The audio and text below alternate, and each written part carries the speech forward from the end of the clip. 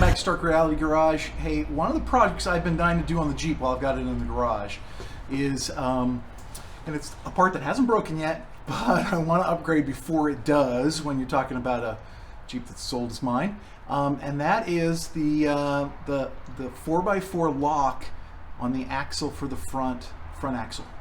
The YJ has a split front axle on the passenger side, which went away in the TJ, same in the JK, but the JL, it's back. So it's back in style again with the JL, and they put it in the JL to save or to help with gas mileage. So you can disconnect the one wheel up front, and it helps them, you know, you're not moving as much. So the YJ was ahead of its time, I think, in some way. A lot of times people will replace the axle with a solid axle, with one full axle that goes all the way through, and you just bypass the split. I kind of like it because I've got an automatic locker in the front, and with my automatic locker and that split axle, it never locks up unless I want it to in four-wheel drive. So when I'm driving around just day-to-day in two-wheel drive in the back, it never locks up because it's got that split. So it really helps in that, you know, if you're driving in slippery conditions or something like that. So, but it's vacuum actuated. And with a vacuum actuated thing and a Jeep this old, it's never been touched. It's just a matter of time before that goes out, and I don't want it going out when I'm on the trail or doing something. So I'm going to switch it to a cable actuated, which is Posi-Lock. So this little cable actuated thing replaces the vacuum, and you have a little actuator inside the cab. So when you put it in four-wheel drive, you then actuate it, and it locks that axle, and you're in four. So it's not that difficult a project, but I'll take you through it, and we'll get this done. All right, so I'm just flipping open the box. Here we get some instructions out of here, that kind of a thing. We've got, this is the cable with the little actuator that goes up underneath your dash. This is the thing that replaces the piece on the back of the axle, the bracket. Hold this on. Sorted hardware. Pretty sure this is for the light, and some instructions. So maybe we'll even follow some instructions today. Make sure we do this right the first time. Okay, so pretty good instructions package from Posi-Lock, and it covers all the different makes and models. So that's nice. First thing you got to do is lift the Jeep up by the body, so you have full droop on the axle. So you got to jack it up pretty good and high. I had to build these blocks so that my jack stands could hold it up at the frame. I did that a long time ago. Okay, so the next thing you got to do is disconnect the vent or the vacuum line, and that is kind of the most unique thing. So you look down there, that's my the electrical connection for the light switch, and then there's two hoses. They come up through all these all the way around. The crazy thing is, so I'm following them, they actually go down, and there's a box on top of the transfer case. So they go into the transfer case on top of the transfer case. So you obviously can't see that. The trick is it comes back out right here. These are little one way, and then it comes across the top here, and then it connects in right here to the manifold, and that's where it's picking up the vacuum. So it has a little T here. So we'll disconnect this right here and put the little cap that comes with it right on that. Give you an idea over here so you can see it. This is probably the instructions didn't have much when it came to this. So this is it right off the intake right there. And so we'll just pull that off and put the little plastic cap that we got right on there. All right, so the next step is here under the dash to put in the bracket. And you mount this up under on the bottom side of the dash this way, going back. And I've got air conditioning, so that limits my locations a little bit, and ended up really the spot to go. You've got this little, I don't know, metal plate right here that holds some transformer or something up underneath there. So you go right in the middle of that, and this will mount up nice and square right there. You do have to bend this, so it's a little more square. It's kind of a non-square when it comes, so bend it so it's square. I did pull apart the dash to make sure I didn't bang into the light switch, because it comes up right underneath it there. It's just a few screws, so it's not that big of a deal. And so then you just keep a bolt. Now, funny thing, the instructions say to use a 5/16 or a 5/8 inch hole. This is a 5/16. The one that goes, you're going to drill a hole in the back of the firewall to push the cable through. That is 5/8. But this is 5/16. So they just made a little typo error in the instructions. So, you know, hopefully they catch that, get it fixed. But we'll get this mounted up. All right, so here we are up underneath the Jeep. Front axle here, passenger side. This is the split piece right here. So this is the actuator. This is the vacuum actuator, the 2 vacuum lines. This is actually, this is what lights up the little 4x4 thing on your dash. So this is accounted for too. So this has the 4 bolts. These are little 12 millimeters. So we'll pop those off, slip this out. Some oil will come out, probably.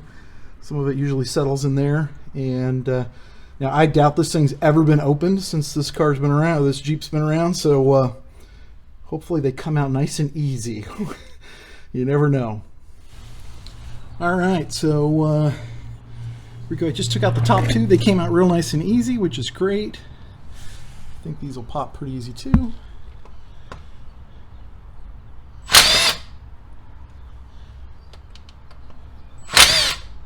Sure enough. And a little drippage. All right, so now you got this out. I got this out. Now you have to remove, this is the diaphragm, and it's, you know, goes straight in the end. But then it has 3 clips holding all the pieces together. So this one holds the actual thing in right here. These 2 hold the arm in place, and you get those out. Just use a screwdriver, line them up, and then just pop them out and be ready for them to go shooting somewhere. So I'll have to go find them. But now you have them out because you're going to reuse this. All right, so this is a little more interesting than you would think. The hole into the back there, you can see it right there. It said 5/8. 5/8 was not big enough. So I had to use a Dremel. So I broke out the Dremel, opened it up a little bit. Not a lot, but I just need a little bit more. There's little ridges on this cable, and they just wouldn't quite go through. So 5/8 is, you know, a good start, and you got to open it up a little bit more. Be sure and throw a little paint on there. This thing, you know, your firewall gets dirty and wet, so make sure you put some paint on it. I'm letting that dry right now. And the other thing I did, which is a problem, swing around here.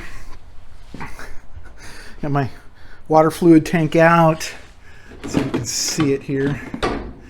So there's the hole right there. This little fuse box, or whatever that box is right there, it was just barely in the way. So, you know, you're really wedged in there between the pedals and this piece here on this side of the drywall, or of the firewall. So I removed this. It goes through just fine. It just hangs up just a little bit on the metal piece.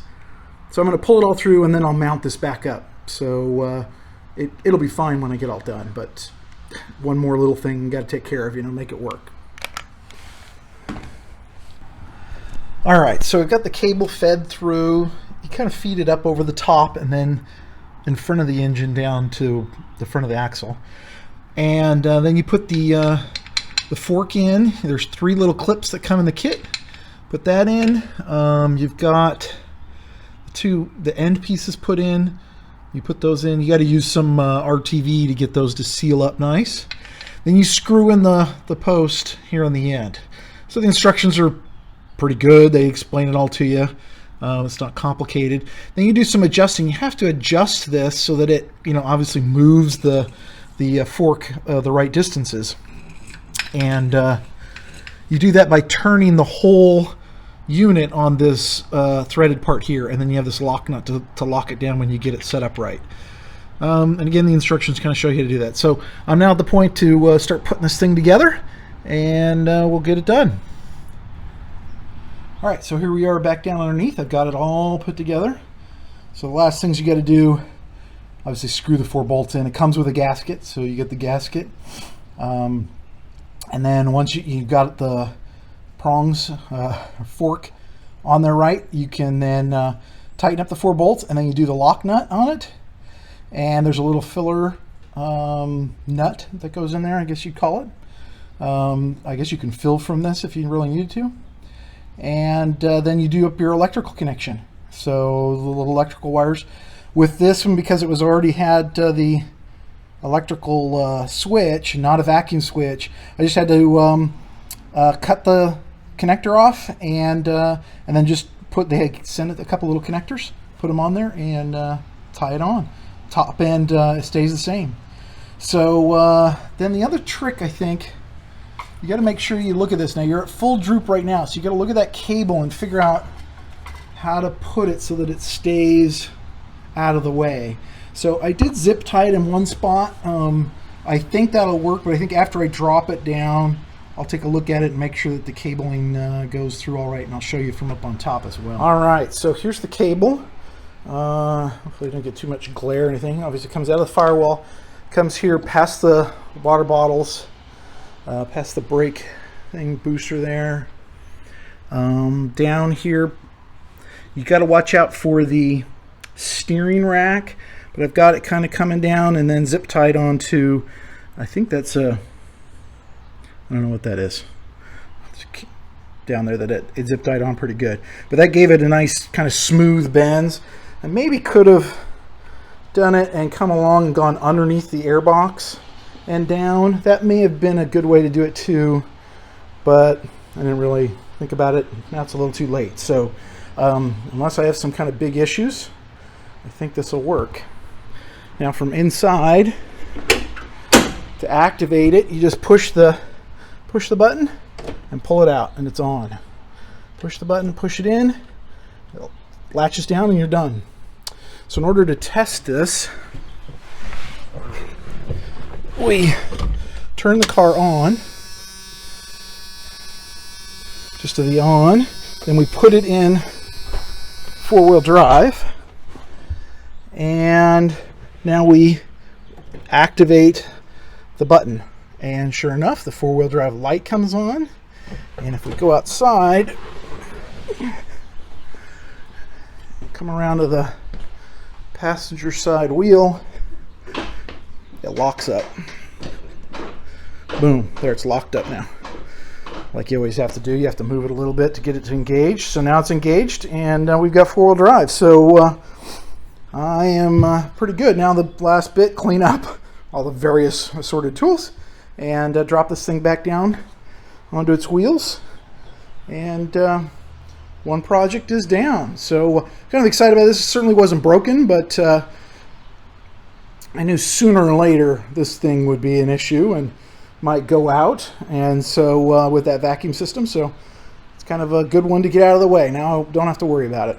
So easy project to do. I think the kit was about 150 bucks or so, and a few hours worth of fussing around and drilling a couple holes. This probably took longer than anything, and good to go.